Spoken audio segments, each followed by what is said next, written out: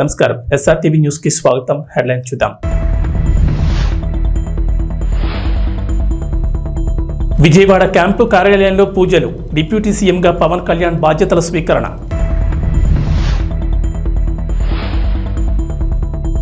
మీ దగ్గరున్న ప్రభుత్వ ఫర్నిచర్ను వెంటనే వెనక్కివ్వండి. జగన్కు సచివాలయ జీఏడీ లేఖ.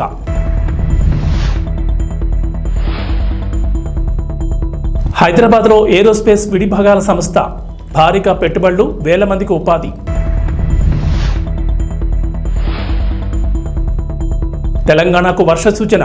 వచ్చే 5 రోజులు వర్షాలే వర్షాలు. ఇటీవల జరిగిన సార్వత్రిక ఎన్నికల్లో తిరుగులేని విజయం సాధించిన జనసేన చీఫ్ పవన్ కళ్యాణ్ కొద్దిసేపటి క్రితం ఆంధ్రప్రదేశ్ ఉప ముఖ్యమంత్రిగా బాధ్యతలు స్వీకరించారు. అంతకుముందు విజయవాడలోని క్యాంపు కార్యాలయంలో ప్రత్యేక పూజలు చేశారు. డిప్యూటీ సీఎం హోదాలో పంచాయతీరాజ్, గ్రామీణాభివృద్ధి, పర్యావరణ, అటవీ, శాస్త్ర సాంకేతిక శాఖల మంత్రిగాను బాధ్యతలు స్వీకరించారు. అనంతరం పలు ఫైళ్లపై మంత్రి హోదాలో సంతకాలు చేశారు. బాధ్యతలు చేపట్టిన పవన్ కు అధికారులు, ఎమ్మెల్యేలు అభినందనలు తెలిపారు. మంత్రులు నాదెండ్ల మనోహర్, కందుల దుర్గేష్, ఎంపీ తంగళ్ల ఉదయ్ శ్రీనివాస్, ఎమ్మెల్యే వంశీకృష్ణ శ్రీనివాస్ యాదవ్, పిఠాపురం మాజీ ఎమ్మెల్యే వర్మ తదితరులు పవన్ ను కలిశారు.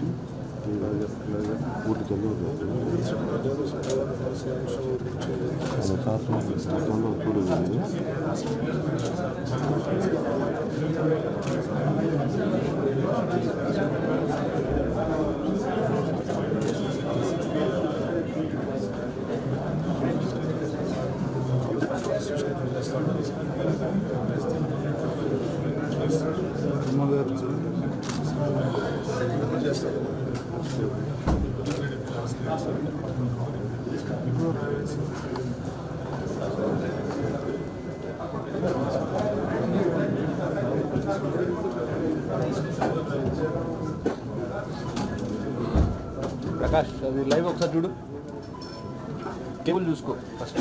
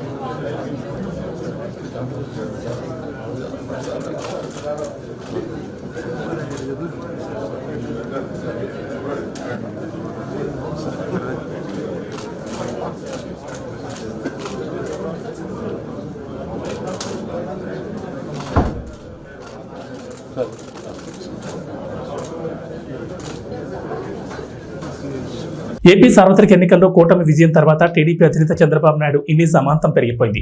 అటు ఎన్డీఏ భాగస్వామిగా కేంద్రంలోనూ చంద్రబాబు కీలకంగా మారడంతో ఆయనకు తిరుగు లేకుండా పోయింది. ఇటు రాష్ట్రంతో పాటు అటు కేంద్రంలో కూడా ఆయనకు చక్రం తిప్పే అవకాశం వచ్చింది. ఈ ప్రభావం ఇప్పుడు స్టాక్ మార్కెట్లపై కూడా గట్టిగా కనిపిస్తోంది. ఏపీ చంద్రబాబు తాలూకా స్టాక్స్ ఇప్పుడు ఇన్వెస్టర్లకు హాట్ కేక్లా మారాయి.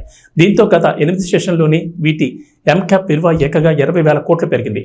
Heritage foods, KCP, the Andhra sugars, Pennar industries, NCL industries వంటి స్టాక్స్ భారీ లాభాల్లో దూసుకెళ్తున్నాయి. అటు ఇన్ఫ్రా సంబంధిత స్టాక్స్ పై కూడా స్టాక్ మార్కెట్ నిపుణులు ఆసక్తి చూపిస్తున్నారు. ఎన్నికల్లో ఓటమి పాలైన వైఎస్ జగన్మోహన్ రెడ్డి ప్రభుత్వ ఫర్నిచర్ను ఇంకా తన ఇంట్లోనే ఉంచుకోవడంపై విమర్శలు వినిపిస్తున్న వేళ తాజాగా సచివాలయ జీఏడీ లేఖ రాసినట్లు తెలిసింది. సాధారణంగా ఎన్నికల్లో ఓటమి పాలైన తర్వాత 15 రోజుల్లో ప్రభుత్వ సామగ్రిని వెనక్కి అప్పగించాల్సి ఉంటుంది. ఈ నెల 4న ఎన్నికల ఫలితాలు రాగా నేటితో 15 రోజుల గడువు పూర్తవుతోంది. అయినప్పటికీ జగన్ నుంచి ఫర్నిచర్ అప్పగింతపై ఎలాంటి సమాచారం లేకపోవడంతో రంగంలో దిగిన జీఏడీ ఆయనకు లేఖ రాసినట్లు సమాచారం. సచివాలయ నిబంధనలు ఏం చెబుతున్నాయో కూడా లేఖలో పేర్కొన్నట్లు తెలిసింది. సీఎంఓలో ఉన్న కంప్యూటర్లు, వీడియో కాన్ఫరెన్స్ సిస్టమ్, ఇతర ఫర్నిచర్ను ఇన్వెంటరీ జాబితా ప్రకారం తమకు పంపాలని ఆ లేఖలో పేర్కొన్నారు. తమ ప్రభుత్వ హయాంలో ఋషికొండలో నిర్మించిన పర్యాటక భవనాల విషయమై వైసీపీ మాజీ మంత్రి రోజా ఎక్స్ వేదికగా స్పందించారు. ఋషికొండలో పర్యాటక శాఖ స్థలంలో పర్యాటక శాఖ భవనాలు నిర్మించడం తప్ప అని కూటమి ప్రభుత్వాన్ని ఆమె ప్రశ్నించారు. విశాఖ నగరాన్ని విశ్వనగరంగా అభివృద్ధి చేయాలనే సంకల్పంతో మా ప్రభుత్వంలో అంతర్జాతీయ ప్రమాణాలతో భవనం నిర్మించడం తప్ప వర్షానికి కారిపోయే అసెంబ్లీని, సచివాలయాన్ని కట్టిన వాళ్ళు అత్యంత నాణ్యతతో ఋషికొండలో భవనాలు నిర్మించడం చూసి ఓర్వలేకపోవడం సమంజసమేనా? 2021లోనే కేంద్ర అటవీ పర్యావరణ శాఖకు సమగ్ర వివరాలిచ్చి ఋషికొండ నిర్మాణాలు చేపట్టిన మాట వాస్తవం కాదా? 61 ఎకరాల్లో 9.88 ఎకరాల్లోనే ఈ నిర్మాణాలు చేపట్టాం. ఇందులో అక్రమం ఎక్కడుంది? విశాఖ ఖ్యాతిని ఇనుమడించేలా రాష్ట్రానికి తలమానికంగా భవనాలు నిర్మించడం కూడా నేరమేనా? ప్రపంచ పర్యాటకులను ఆకర్షించేలా 5 స్టార్ వసతులతో నిర్మాణాలు చేయడం తప్పేనా? 7 బ్లాకుల్లో ఏమేమి నిర్మాణాలు, వస్తువులు ఉంటాయో గతంలోని టెండర్ డాక్యుమెంట్లలో పొందుపరిచిన మాట వాస్తవం కాదా? హైకోర్టుకు ఈ నిర్మాణాలపై ప్రతి దశలోనూ అధికారులు నివేదిక సమర్పించిన వాస్తవం దాచేస్తే దావుతుందా? ఇన్నాడు ఇవి జగనన్న సొంత భవనాలను ప్రచారం చేసిన వాళ్ళు ఇప్పటికైనా అవి ప్రభుత్వ భవనాలను అంగీకరిస్తారా లేదా? హైదరాబాద్లో సొంతిల్లు కట్టుకున్నారని హయత్ హోటల్లో లక్షల ప్రజల డబ్బులను అద్దెగా చెల్లించిన వాళ్ళ ఈరోజు విమర్శలు చేసేదని ప్రశ్నించారు. లేక్ వ్యూ గెస్ట్ హౌస్, పాత సచివాలయం, ఎల్ బ్లాక్, హెచ్ బ్లాక్లను 40 కోట్లతో హంగులద్ది రాత్రికి రాత్రి వాటిని వదిలేసి విజయవాడ వచ్చేసిన వాళ్ళ ఈరోజు విమర్శలు చేసేది. మా జగనన్నపై, మాపైన ఎంత వ్యక్తిత్వం హననం చేసినా రాబోయే రోజుల్లో ప్రజా సమస్యలపై పోరాటంలో వైసీపీ వెన్ను చూపేది లేదు, వెనుకడుగు వేసేది లేదు. జై జగన్ అంటూ రోజా ట్వీట్ చేశారు. తెలంగాణలో ఇప్పటికే అనేక అంతర్జాతీయ సంస్థలు పెట్టుబడి పెట్టాయి. విశ్వనగరంగా అభివృద్ధి చెందుతున్న హైదరాబాద్లో పెట్టుబడి పెట్టేందుకు క్యూ కడుతున్నాయి. అమెరికాకు చెందిన ది లాక్ హీడ్ మార్టిన్ అనే సంస్థ ఇప్పటికే హైదరాబాద్ నగరం శివార్లోని ఆదిపట్లలో తమ సంస్థను నెలకొల్పింది. ఏరోస్పేస్, రక్షణ వ్యవస్థలకు సంబంధించిన విడిభాగాలను ఈ సంస్థ ఉత్పత్తి చేస్తుంది. కాగా రాష్ట్రంలో మరిన్ని పెట్టుబడి పెట్టేందుకు ఈ సంస్థ ముందుకొచ్చింది. ఈ మేరకు కంపెనీ ఇండియా హెడ్ ఫెర్నాండెస్ సహా కంపెనీ ప్రతినిధులు మంగళవారం సెక్రటరియట్లో సీఎం రేవంత్ రెడ్డితో సమావేశమయ్యారు. తెలంగాణలో మరిన్ని పెట్టుబడులు పెట్టే అంశంపై ముఖ్యమంత్రితో చర్చించారు. ఈ సంస్థ విస్తరణ పూర్తయితే 1,000 మందికి ఉపాధి లభించనుంది. బీఆర్ఎస్ సర్కార్ హయాంలో ఛత్తీస్గఢ్తో జరిగిన విద్యుత్ కొనుగోలు ఒప్పందం ఇప్పుడు తెలంగాణలో హాట్ టాపిక్ గా మారింది. ఈ వ్యవహారంలో రేవంత్ రెడ్డి సర్కార్ జస్టిస్ నరసింహారెడ్డి కమిషన్ వేయగా విచారణకు మాజీ సీఎం కేసీఆర్ హాజరు కావాలని కమిషన్ నోటీసులు జారీ చేసిన విషయం తెలిసిందే. కాగా కమిషన్ విచారణపై తీవ్ర అభ్యంతరం వ్యక్తం చేసిన కేసీఆర్ కీలక ఆరోపణలు చేశారు. ఆ ఆరోపణలను తోసిపుచ్చిన అధికారులు సంచలన విషయాలను బయటపెట్టారు. తెలంగాణకు 6,000 కోట్ల నష్టం వాటిల్లిందని అధికారులు వెల్లడించారు. తెలంగాణ రాష్ట్ర విద్యుత్ నియంత్రణ మండలి పీపీఏను కూడా ఆమోదించలేదని అధికారులు కీలక విషయాలు తెలిపారు. విద్యుత్ కొనుగోళ్లపై జస్టిస్ నరసింహారెడ్డి కమిషన్ విచారణపై తీవ్ర అసహనం వ్యక్తం చేసిన కేసీఆర్ కమిషన్ చైర్మన్ను స్వచ్ఛందంగా తప్పుకోవాలని కోరారు. టీఎస్సీఆర్సీ ఆమోదించిన తర్వాతే పీపీఏ పవర్ ప్లాంట్ నిర్మాణాలు చేపట్టినట్లు 12 పేజీల లెటర్ను కేసీఆర్ విడుదల చేశారు. అయితే 2017 చివరి నాటికి ఛత్తీస్గఢ్తో పీపీఏ పూర్తి స్థాయిలో అమల్లోకి వచ్చినప్పటికీ 1000 మెగావాట్ల విద్యుత్ సరఫరా పూర్తి కాలేదని అధికారులు తెలిపారు. దీంతో తెలంగాణ మార్కెట్ నుంచి విద్యుత్తును కొనుగోలు చేయాల్సి వచ్చిందని, ఫలితంగా 2017 నుంచి 2022 మధ్య కాలంలో 2083 కోట్ల అదనపు వ్యయం అవుతుందని అధికారులు తెలిపారు. ఆయిల్ ఫామ్ అంతర పంటలు సాగు చేసే రైతులకు తెలంగాణ వ్యవసాయ శాఖ మంత్రి తుమ్మల నాగేశ్వరరావు తీపి కబురు చెప్పారు. రైతులు కంపెనీలకు సంబంధించిన 100.76 కోట్ల పెండింగ్ బకాయిలు విడుదల చేసినట్లు వెల్లడించారు. విడుదల చేసిన నిధులు 2-3 రోజుల్లో ఆయిల్ ఫామ్ తోటల నిర్వహణ, అంతర పంటలు సాగు చేసే రైతుల అకౌంట్లో జమ చేస్తామన్నారు. ఈ మేరకు ఉద్యాన శాఖ ఇప్పటికే చర్యలు ప్రారంభించిందని తెలిపారు. 2022-23 నుంచి పెండింగ్లో ఉన్న డ్రిప్ ఇరిగేషన్కు సంబంధించిన 55.36 కోట్లను కూడా తమ ప్రభుత్వం విడుదల చేసిందని మంత్రి వెల్లడించారు. ఆయిల్ ఫామ్, ఇతర పంటల్లో రైతులు అమర్చిన డ్రిప్ ఇరిగేషన్ పరికరాల కంపెనీలకు పెండింగ్ బకాయిల కింద వీటిని జమ చేయనున్నట్లు ఆయన వెల్లడించారు. 2023-24 సంవత్సరానికి గాను తెలంగాణ వ్యాప్తంగా పలు జిల్లాల్లో 59,261 ఎకరాలు కొత్తగా ఆయిల్ ఫామ్ పంటను సాగులోకి తీసుకొచ్చినట్లు మంత్రి వెల్లడించారు. పాత బకాయిలు తాజాగా విడుదల చేసిన నేపథ్యంలో 2024-25 సంవత్సరంలో ఆయిల్ ఫామ్ పంట సాగు లక్ష్యాన్ని అన్నదాతలు చేరుకునేలా వారిని ప్రోత్సహించాలని ఉద్యాన శాఖ అధికారులకు మంత్రి తుమ్మల కీలక ఆదేశాలు జారీ చేశారు. మొన్నటి వరకు పాలిటిక్స్ లో ఫైర్ బ్రాండ్ గా పేరు తెచ్చుకున్న ఆర్కే రోజా పరిస్థితి ఇప్పుడు అస్సలు బాలే. వైసీపీ అధికారంలో ఉన్నప్పుడు మంత్రిగా రోజా చక్రం తిప్పారు. కానీ ఇటీవల జరిగిన ఎన్నికల్లో ఆమెతో పాటు వైసీపీ కూడా ఘోరంగా పడిపోయింది. దీంతో రోజాను సోషల్ మీడియాలో దారుణంగా ట్రోల్ చేస్తున్నారు. గతంలో అసెంబ్లీలో చంద్రబాబు నాయుడు రోజా దూషించిన వీడియోలు షేర్ చేస్తూ ఆమెను బూతులు తిడుతున్నారు. ఇక టీడీపీ నేతలు అయితే అన్ని విధాలుగా రోజాకి సరైన బుద్ధి చెప్తామంటూ వార్నింగ్లు ఇస్తున్నారు. ఇలాంటి వేళ రోజా కీలక నిర్ణయం తీసుకున్నట్లు తెలుస్తోంది. రోజా ఓడిపోవడంతో మళ్లీ సినిమాల్లోకి రానున్నారనే వార్తలు ఈ మధ్య గట్టిగానే వినిపిస్తున్నాయి. రోజా కూడా తాను క్యారెక్టర్ రోల్స్ చేయడానికి రెడీ అంటూ తన టీం ద్వారా టాలీవుడ్లోని పలువురు దర్శకులకు సంకేతాలు పంపినట్లు టాక్ నడుస్తోంది. నిజానికి రాజకీయాల వల్ల సినిమాకి గుడ్ బై చెప్పారు. కానీ ఒకప్పుడు క్యారెక్టర్ రోల్స్తో టాలీవుడ్లో రోజా బిజీగానే ఉన్నారు. 2013లో ఆమె టాలీవుడ్కి గుడ్ బై చెప్పారు. అప్పటి నుండి ఫుల్ టైం రాజకీయాల్లో బిజీగా ఉన్నారు. కానీ బుల్లితెరపై Jabardasth, extra Jabardasth, Sridevi drama company వంటి షోలు, పలు ఫెస్టివల్ ఈవెంట్స్లో మాత్రం పాల్గొనేవారు. కానీ మంత్రి పదవి వచ్చిన తర్వాత బుల్లితెరకు కూడా బై బై చెప్పేశారు రోజా. ప్రకాశం జిల్లాలో దక్షిణ సింహాచలంగా పేరుగాంచిన పాత సింగరాయకొండ వరాహలక్ష్మీ నరసింహస్వామి బ్రహ్మోత్సవాలు అంగరంగ వైభవంగా సాగుతున్నాయి. 3వ రోజు శ్రీదేవి భూదేవి సమేత లక్ష్మీ నరసింహస్వామి స్వయంభూ ఆంజనేయుని ప్రత్యేక పూలతో అలంకరణ చేసి వేద మంత్రాలతో పూజా కార్యక్రమాలు నిర్వహించారు. గ్రామ మూతకాపరులు స్వామివారిని సూర్యప్రభ వాహనంపై గ్రామ వీధుల్లో ఊరేగించారు. తమ ఇంటి ముందు రంగవల్లులతో అలంకరించి మంగళహారతులతో స్వామివారిని స్వాగతం పలికారు గ్రామస్తులు. ఈ కార్యక్రమానికి అధిక సంఖ్యలో భక్తులు విచ్చేసి స్వామివారిని దర్శించుకున్నారు.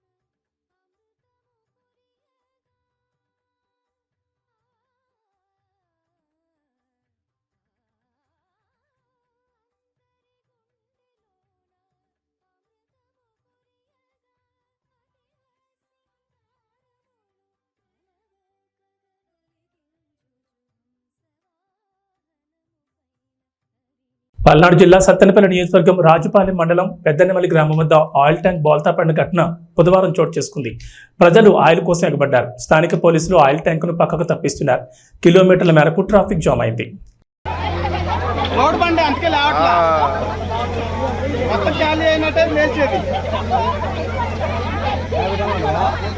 ఇది 30 సెట్ 35 దాంట్లో మ్యాక్సిమం 10 టన్నులు పోయాలంటారు. టన్ను కూడా పోయి ఉండదు, 2-3 టన్ను కూడా పోయి ఉండదు. ఏంది 10 పోయిందంట. ఇప్పుడు చెప్తే వెళ్ళదా తొందర చేసి వేసుకుంటే మనం ఏం చేస్తాం లావదా. ఇప్పుడు లేస్తే ఇంకా ఎక్కువ పోద్ది. నీకు ఇంకా విషయం తెలియదు. లేస్తే ఎక్కువ పోద్ది.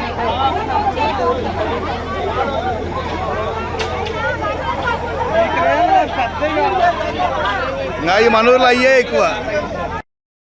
అప్పుడు జగన్ కోసం వాలంటీర్లు రాజీనామా చేశారు. ఇప్పుడు మీ భవిష్యత్తు కోసం మళ్ళీ అదే వాలంటీర్ జాబ్కు మీకు కావాలి అంటున్నారు.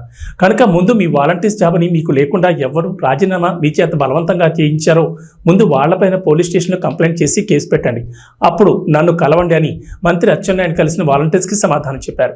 కనుక మీ తక్షణ కార్యక్రమం పోలీస్ స్టేషన్కి వెళ్లి మీ చేత రాజీనామా చేయించిన వ్యక్తిపై కేసు పెట్టండి అని అన్నారు. ఎవరు రాజీనామా చేయించమన్నారో వాళ్ళందరి మీద మేము స్టేషన్ ముందు కంప్లైంట్లు ఇవ్వండి. తర్వాత నేను మాట్లాడతాను. మీకు స్టేషన్ ఇష్యూ కాబట్టి మీకు బలవంతాన్ని ఎవరు సంతకాలు పెట్టి రాజీనామాలు చేయించారు వాళ్ళ పేర్లు మొహమాటం లేక అచ్చెన్నాయుడు చేయిస్తే అచ్చెన్నాయుడు పేరు, ఎక్స్ చేసి ఎక్స్ పేరుతో మీరు కంప్లైంట్లు ఇవ్వండి. ఇంటికి వచ్చేలా అలవాటు పెట్టి చేయించారు. తర్వాత నా దగ్గర కలవండి. మంచిర్యాల జిల్లా కేంద్రంలోని ఎల్ఐసి కాలనీలో దారుణం జరిగింది. బిట్టా రాజేంద్ర అనే వ్యక్తి మధ్య మధ్యలో సొంత పెదనాన్న ఆయన కుమారుడిపై కత్తితో దాడికి పాల్పడ్డాడు. 2 లక్షల విషయంలో జరిగిన గొడవలో కత్తితో తమ్ముడు సుజిత్ గొంతుకోయగా అడ్డుకోబోయిన సుజిత్ తండ్రి లచ్చయ్యపై దాడి చేశాడు. స్థానికులు ఇద్దరిని ప్రభుత్వ ఆసుపత్రికి తరలించగా ఘటనా స్థలాన్ని పోలీసులు పరిశీలించి నిందితుడిని అదుపులోకి తీసుకున్నారు.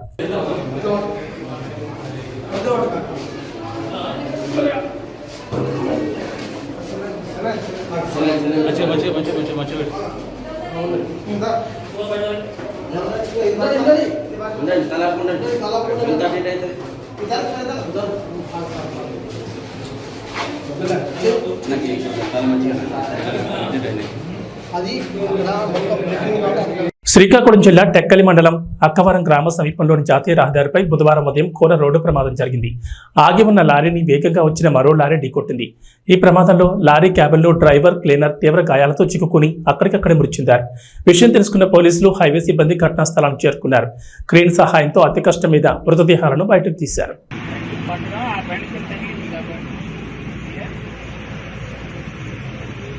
T20 ప్రపంచ కప్ 2024లో జట్టు ఘోర ప్రదర్శనతో New Zealand star batter Kane Williamson సంచలన నిర్ణయం తీసుకున్నాడు.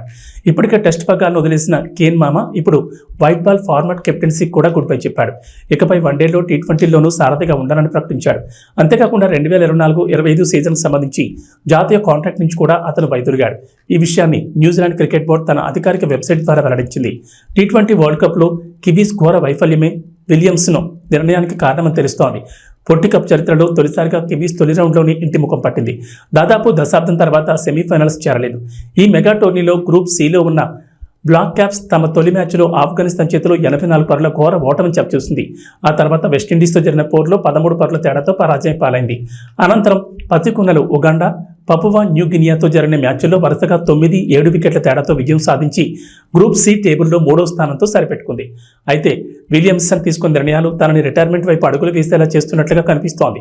న్యూజిలాండ్ తరపున ఆడటం గొప్ప అవకాశంగా భావిస్తుంటానని, జట్టుకు తిరిగి ఇంకా చెయ్యాలనే కోరిక తనలో ఉందని విలియమ్సన్ చెప్పాడు.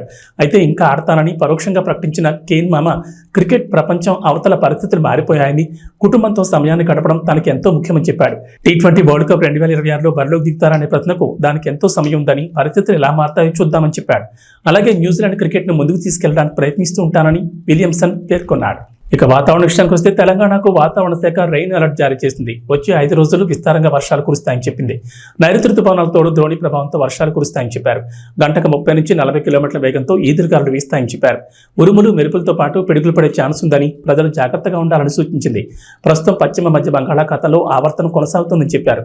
సముద్ర మట్టానికి 4-5 కిలోమీటర్ల ఎత్తులో ఈ ఆవర్తనం కొనసాగుతోందని, ఆవర్తనం కారణంగా తెలంగాణతో పాటు ఏపీలోనూ విస్తారంగా వర్షాలు కురుస్తాయన్నారు. నేడు ఆసిఫాబాద్, ములుగు, కొత్తగూడెం, వరంగల్, హనుమకొండ, మంచిర్యాల, జయశంకర్, భూపాలపల్లి జిల్లాలో భారీ వర్షాలకు ఛాన్స్ ఉందన్నారు.